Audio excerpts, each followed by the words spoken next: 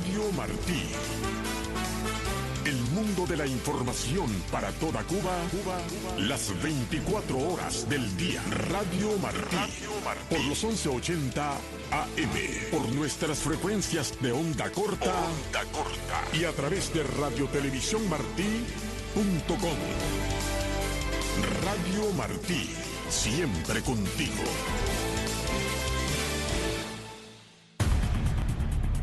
Venezuela hoy. Un análisis profundo sobre la situación actual que vive el pueblo venezolano. Venezuela hoy. Conducido por Alejandro Marcano Santelli. Hola, ¿qué tal amigos? Gracias por estar nuevamente con nosotros. Mañana lluviosa en el sur de la Florida, pero no importa. Eso y la falta de sol no nos quita las esperanzas y el sueño de ver a nuestros pueblos libres de estas dictaduras en Venezuela y en Cuba, fundamentalmente. Hoy estamos al lunes 4 de abril, 1:30 de la tarde en punto, saliendo, recordándoles que este espacio también es repetido en otras oportunidades a lo largo de la semana, para que el contenido pues sea escuchado por más personas dentro de la isla y en cualquier rincón donde se encuentren los cubanos y venezolanos también.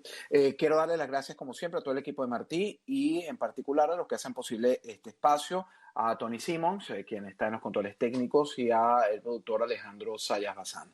Hoy también le doy la bienvenida a este espacio por primera vez desde Brasil a Roderick Navarro, estudiante de Ciencias Políticas, escribe sus artículos, es político, escribe sus artículos en Panam Post, interesantes, no dejen de seguirlo en su cuenta de Instagram, si les interesa. Y también tengo desde Argentina el periodista argentino, valga la redundancia, Leandro Gasco, y quien nos ayuda a entender también desde su punto de vista periodístico la realidad no solo de Argentina, del venezolano que está allá, sino de la región.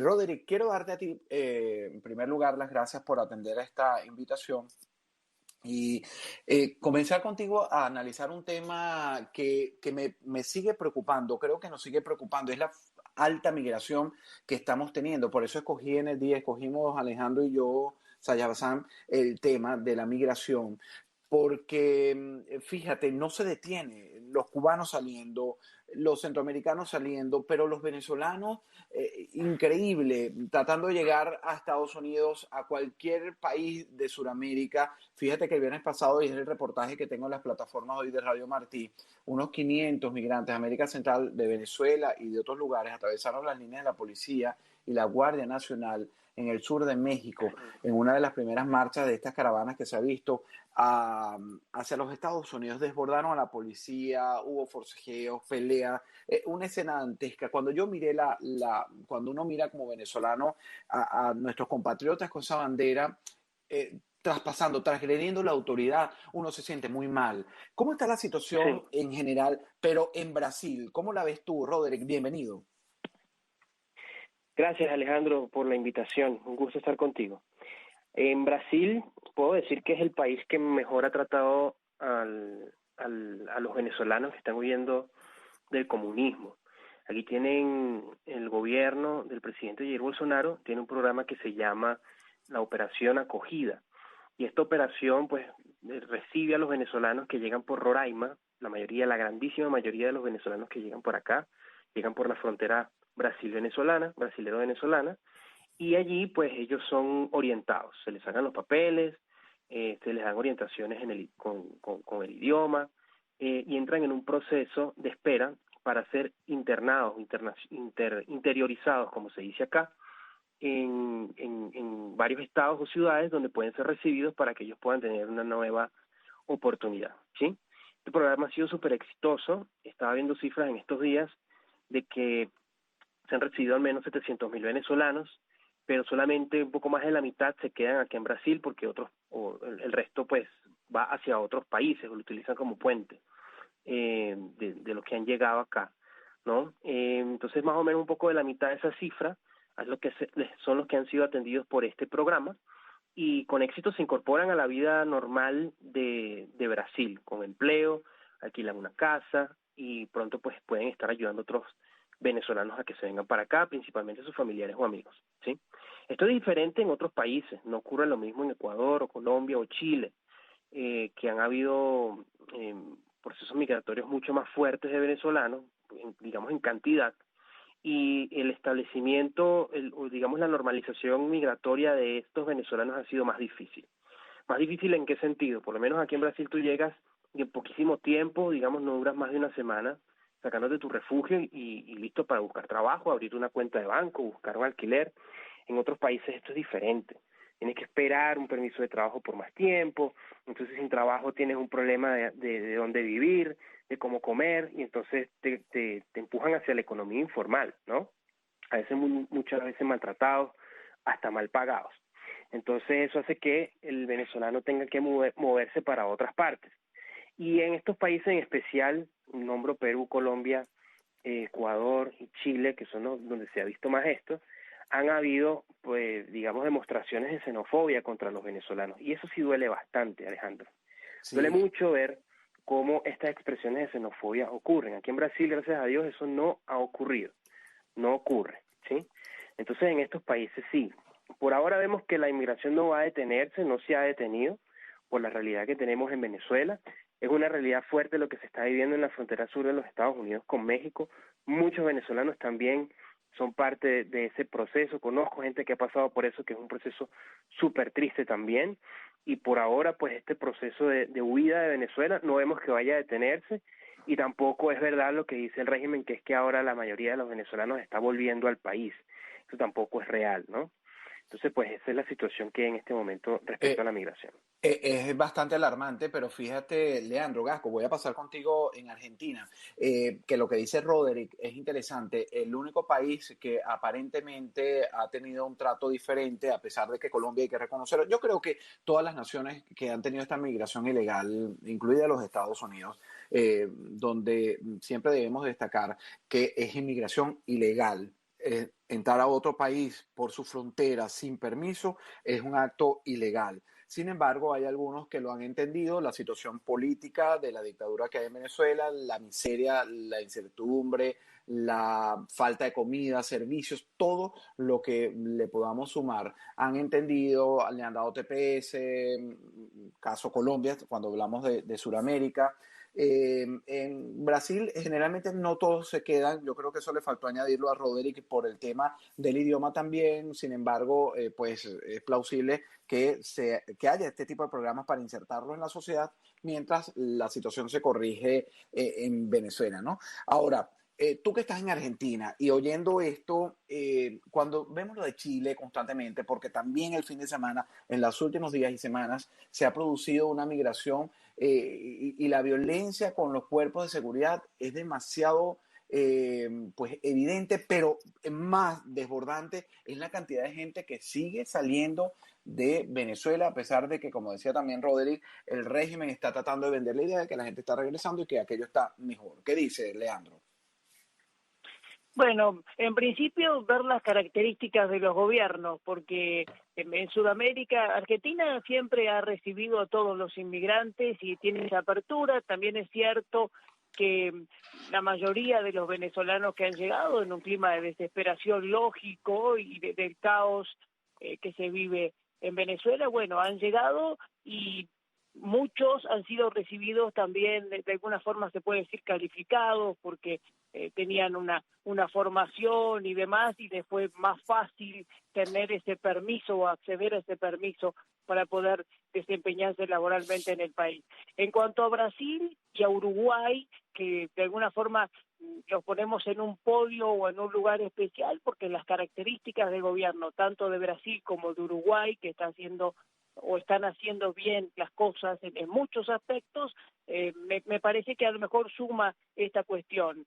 Después se ve un clima oscuro en muchas cuestiones, ¿no? Porque en principio venían los venezolanos a Argentina, el país del campo y la carne, a buscar un mejor futuro.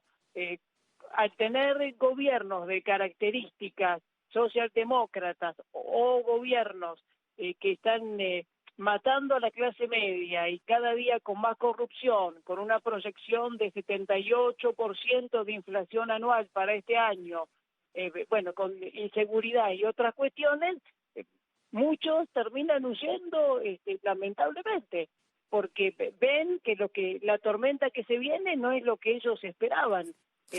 Entonces, desde ese lugar sí yo reconozco que a lo mejor Brasil o Uruguay, por las características del gobierno, pueden facilitar más las cosas, ¿no? Después, siempre hablamos, Alejandro, de la comunicación global que se está produciendo, y nosotros en estos días tenemos escenarios que la verdad rozan la hipocresía y a mí me indignan terriblemente, ¿no? Hemos tenido, mira, hace días atrás un encuentro entre diputados o diputadas maduristas, chavistas, con la bicameral de inteligencia del Congreso argentino, donde se le dio un reconocimiento a estas diputadas, a la misma embajadora chavista que tenemos en Buenos Aires, en Argentina, que vengan conociendo la situación terrorífica de Venezuela, que vengan aquí a dar lecciones a los periodistas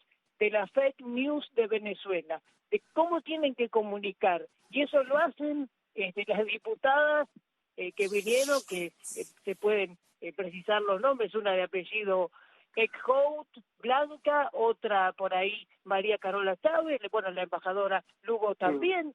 Digo, vienen acá, van al sindicato ATE, que es la Asociación de Trabajadores del Estado, a reunirse con periodistas, a hablar de la fake news, a defender cuestiones indefendibles, y el Congreso la recibe en una bicameral de inteligencia con la vicepresidente Kirchner, una cosa que yo no puedo entender realmente, que vengan a hablar de qué cuestiones de inteligencia. La verdad, salvo que nos quieran enseñar algo de crimen y narcotráfico, que da casualidad que la vicepresidente sabe mucho de eso.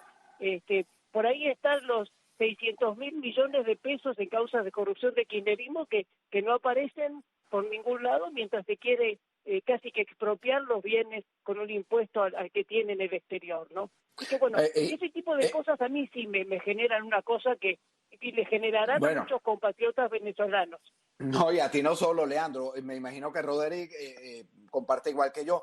Presento, claro, repito, mis invitados en el día de hoy. Ya te doy la palabra, Roderick. Para los que nos están escuchando, estoy conversando desde Argentina con Leandro Gasco, periodista, colega, y desde Brasil con Roderick Navarro, estudiante de Ciencias Políticas, escritor de artículos importantes de política en el Panam Post. Fíjate, quiero tu opinión, Roderick, de estos dos temas, que es fundamental. Esta narrativa que se está vendiendo, incluso en la que están participando muchos políticos en la región, de que la situación se mejora, de que es un fake news, de que todo lo que se ha dicho o vendido de la situación venezolana, que por supuesto lo echa todo contra el suelo la migración, porque nadie huye de un país que está mejor o mejorando, o no, eso no ocurre. La migración venezolana es un ejemplo de ello, ¿no? Como lo es de la cubana. Pero por otra parte también, Roderick, Leandro hablaba algo que es importante.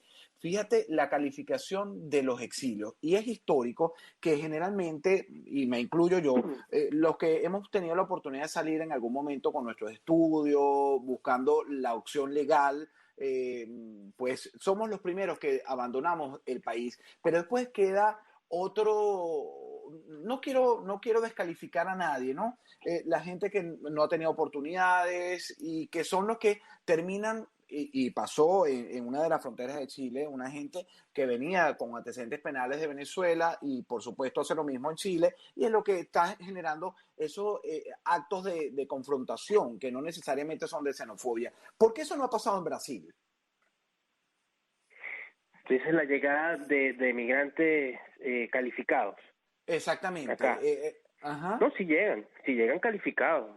Yo estuve una vez en el 2018, recuerdo. No, perdona, Roderick, no, te voy a rehacer la pregunta. No es calificado. Yo sé que llega mucha gente calificada. Yo hablo de esa gente que con antecedentes penales, que incluso son impulsados por el propio régimen, sin estudios, o con otra intención como esto de venderte algo que no es, de que el venezolano es violento, que van a robar, que van a maltratar. Eso es lo que quería tu análisis. Perdona que no me expliqué bien. Tranquilo. Bueno, mira, aquí no hay... Fíjate que las noticias, por ejemplo, en Perú, que es donde estas noticias recurren más, hay personas que han llegado a Perú, venezolanos, que son delincuentes, que tienen malas mañas y van a hacer la misma fechoría que hacían en Venezuela, la van a hacer allá en Perú, y gracias a Dios las autoridades del Perú las han puesto bajo las órdenes de la ley. las tienen presas, y eso nosotros como comunidad de venezolanos pues los felicitamos, porque no queremos ese tipo de gente que manche la reputación y ni la honorabilidad de nuestra comunidad de venezolanos, ¿sí? Aquí en Brasil eso no ha ocurrido. No sé por qué, pero no ha ocurrido. Lo que sí hemos visto es que en la frontera, donde hay, digamos, hay mayor acceso desde Santa Elena para acá, Brasil, sí han habido algunos conatos de violencia contra actos que lamentablemente han ocurrido por venezolanos que son criminales, ¿sí? Han ocurrido algunos asesinatos, han ocurrido algunos robos de venezolanos a brasileros, y naturalmente eso indigna y por supuesto molesta a los locales, y han habido una que otra manifestación en contra de los venezolanos, pero sin agredir a los migrantes, ¿sí? Sin agredirlos. Entonces muy localmente esto ha ocurrido, y por eso hay mucha tensión todavía. Es algo que se mantiene en Roraima, pero de resto aquí los venezolanos que han llegado pues han demostrado todos ser trabajadores, ser padres y madres de familia, querer estudiar, tener de 1 a 2 trabajos, 2 empleos, y portarse muy bien ante la sociedad, ¿sí?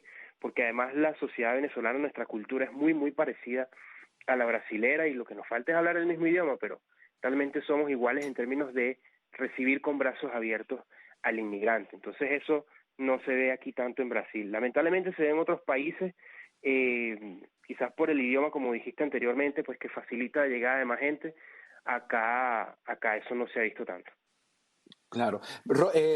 Leandro, vuelvo contigo a Argentina. Fíjate que la migración no se detiene. La situación después de 63 años dentro de la isla de Cuba tampoco, porque vemos que el cubano sigue llegando aquí a las costas de la Florida en balsas rudimentarias, como lo ha hecho desde un principio. Y cuando una gente se arriesga, cuando una gente, como están haciendo también los venezolanos y otras nacionalidades, en particular centroamericanas, pone en peligro a su familia y su propia vida, habla de la necesidad real y urgente de buscar algo mejor, porque nadie con salud mental estable, es decir, a uno no se le ocurrirá, y voy a arriesgar mi vida mañana porque me da la gana. No, al final hay algo de lo que están huyendo, y que es lo que no se le ha prestado atención, y es lo que no se ha terminado de corregir, que son estos gobiernos, estos regímenes que han proliferado, que se han enquistado, que se han convertido en una organización criminal, con países terroristas, con el narcotráfico, con grupos irregulares como el ELN y la FARC. ¿Te sigue preocupando, viéndolo desde Argentina, que esto pudiera llegar a dónde, según tu análisis periodístico? Bueno, mira, a ver, por las acciones, yo siento una gran preocupación, porque cuando yo hablo de una especie de comunicación global, es decir, hay ciertas acciones que no dejan de legitimar otras. Yo, sinceramente, no entiendo y no puedo entender cuando autoridades de primeros países del mundo van y se reúnen con un tirano como Maduro. Tampoco puedo entender cómo un embajador de un primer país del mundo pueda reunirse con la vicepresidenta argentina, la más corrupta de América. Para negociar qué, yo no entiendo. Yo lo veo más como un proceso de legitimación que me parece muy peligroso. Después, sinceramente, me cuesta. Sí veo como positivo, ¿sabes qué, Alejandro? Yo creo que hay venezolanos y venezolanas que por conocer muy de cerca todo este sistema mafioso, de narcotráfico y de desmanejo político que está avanzando en el continente y en el mundo, están alzando la voz muy fuertemente. Y creo que en algún momento va a llegar una venezolana seguramente al Congreso, a lo mejor de Estados Unidos, ¿por qué no?, o de otros países, y va a poder alzar su voz, ¿no? Y decir, no, si por ejemplo hay asesores o testaferros o gente ligada a cualquier partido político que esté siendo financiada o por el castrocomunismo o por el Partido Comunista Chino, todo, bueno, hay que alzar la voz y hay que romper barreras, ¿no? Porque ya estamos viendo que China y Estados Unidos ojalá se preocupara un poco más por esta cuestión, porque parece que no, pero tenemos la guerra Ucrania-Rusia, pero está la guerra también que China está haciendo en el mundo, y Latinoamérica la tiene tomada e infiltrada, ¿no? De Argentina se está quedando con las empresas más importantes, con la hidrovía que va a manejar todos los puertos, y sabemos que por los puertos también se permite la entrada libre del narcotráfico. Entonces tiene ya una base en Neuquén de espionaje satelital, ahora va a manejar una base logística en Ushuaia, en la parte naval, en la puerta de entrada a la Antártida. Podemos seguir, y yo estoy hablando nada más que de un país, podemos seguir mucho más. Entonces hay temas que preocupan mucho y guerras silenciosas que pareciera que no se ven directamente, porque obviamente no están haciendo el ruido de las bombas, pero sí están haciendo maniobras para todo un despliegue de esta comunicación que es preocupante, y expreso también mi solidaridad con los cubanos y con los venezolanos, que me cuentan incluso las barbaridades que viven en los sistemas de salud, además de la falta de comida o la libertad que no existe. Claro, y es terrible. Gracias por esa solidaridad. Roderick Navarro, quiero hacer una pregunta previa. ¿Terminaste de estudiar ciencias políticas? Y perdona que te lo haga al aire y no lo hicimos previamente. No, tranquilo. ¿Sigues estudiando, especializándose? Sigo estudiando, espero, ya estoy en mi parte final. Tuve que recomenzar aquí en Brasil porque no pude terminar allá en Venezuela, en la UCB. Por eso te hago la pregunta, pero fíjate, estás estudiando ciencias políticas, eres joven, y entonces mirando una Venezuela en la que creo que solo has conocido el chavismo, prácticamente la mayoría de tu existencia conociste hasta que tuviste que escribir el chavismo. ¿Qué es lo que más te preocupa? ¿Y crees que vamos a seguir viviendo esto tan largo como le ha tocado al pueblo cubano, estos regímenes impuestos sin posibilidad de derrotarlos, y la historia se repita como Cuba? Mira, esa siempre ha sido una preocupación que he tenido, ¿no? De hecho, le he podido hablar con mis amigos cubanos, compartido este miedo que a veces a uno le da como venezolano. Fíjate, ya son 23 años, ¿ok? Entonces, hay que, uno como político también tiene que ver la realidad hacia dónde va, para uno también tener certezas y saber qué uno puede proponer políticamente, ¿sí?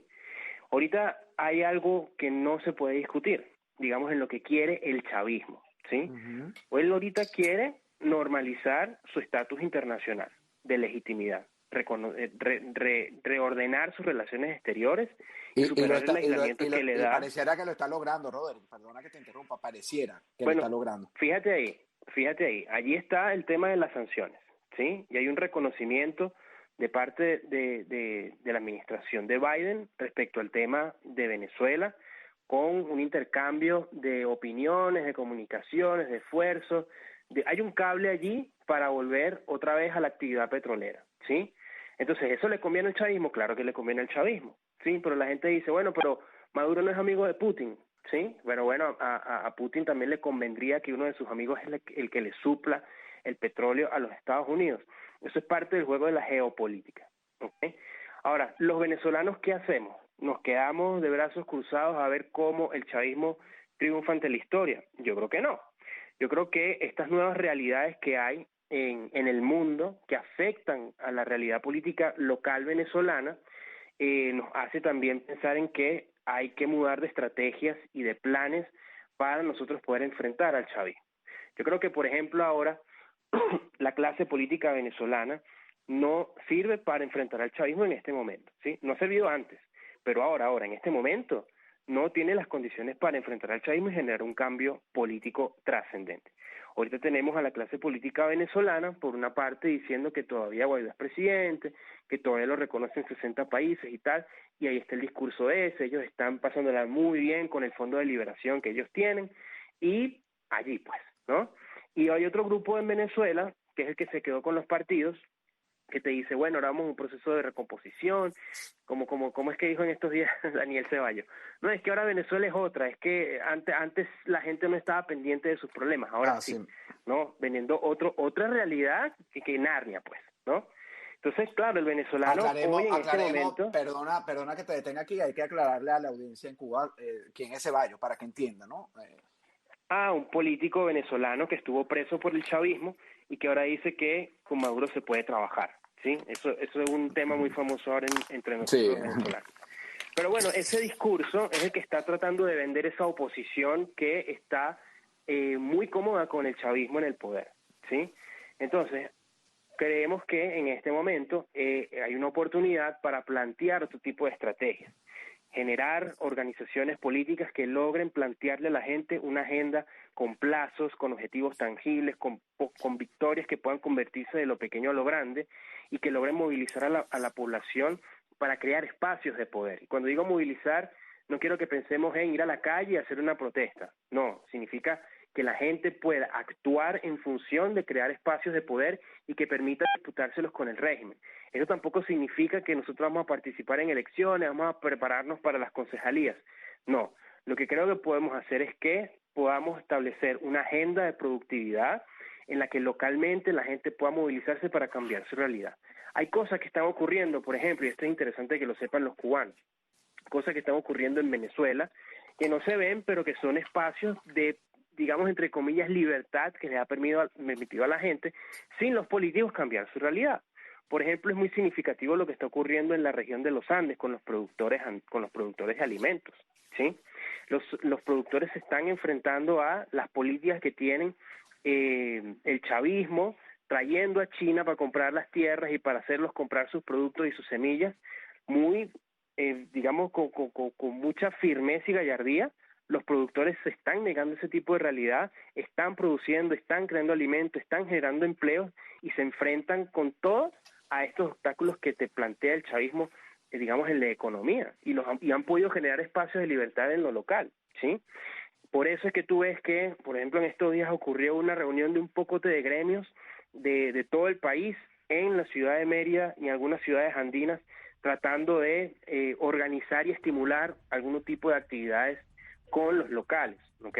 Entonces, eso para ponerte un ejemplo, ¿sí? En otras regiones es con otro tipo de actividades, pero en Venezuela, hoy, localmente, hay cosas que se pueden hacer para enfrentar el comunismo que se quiere implantar en esta, digamos, nueva normalidad que ahora los de oposición aplauden y que al final no cambia la realidad. En Venezuela hoy hay un autoritarismo, hay una tiranía, te no tengo hay que una interrumpir. democracia. Sí, te invito para el programa de televisión. Lamento se terminó el tiempo, Leandro. Gracias a los dos, de verdad, por este análisis y gracias por estar en este espacio Venezuela Hoy por Radio Martí. Yo me despido hasta el próximo miércoles a la misma hora. Gracias a la audiencia y gracias al equipo que hizo posible este programa, el espacio de hoy. Hasta pronto.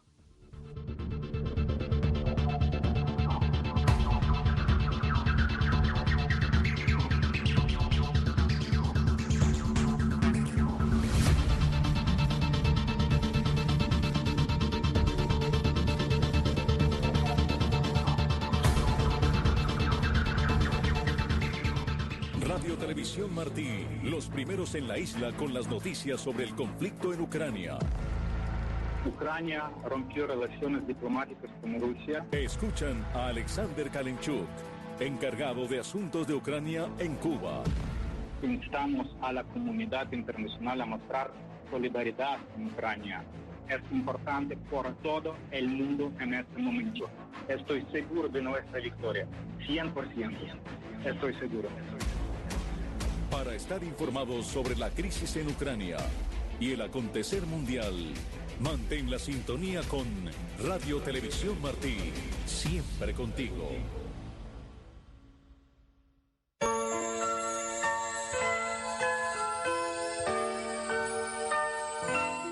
Y José Martí dijo: sociedad autoritaria es, por supuesto, aquella basada en el concepto sincero o fingido de la desigualdad humana, en la que se exige el cumplimiento de los deberes sociales a aquellos a quienes se niegan los derechos, en beneficio principal del poder y placer de los que se los niegan.